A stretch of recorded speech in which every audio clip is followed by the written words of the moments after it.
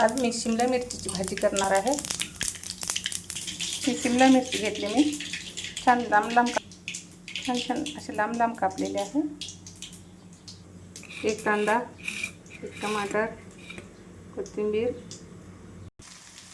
आणि लसूण जिरं पेस्ट। कांदा छान शिजलेला आहे, हे बघा। टमाटर टाकलेलं आहे, हळदी, धनिया पावडर, लाल मिरची पावडर, गरम मसाला, चवीपुरतं मीठ। बघा छान कलर आलेला आहे भाजीला।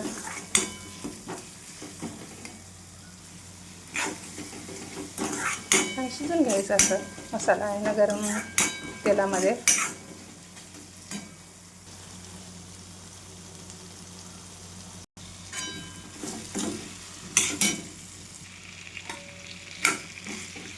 छान परतून घ्यायचं।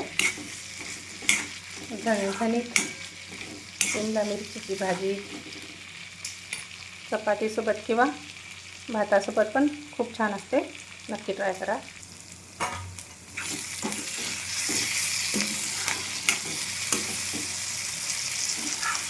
शिजलेली आहे भाजी,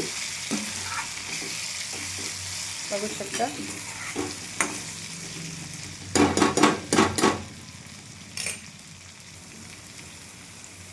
किती छान झालेली आहे बघा।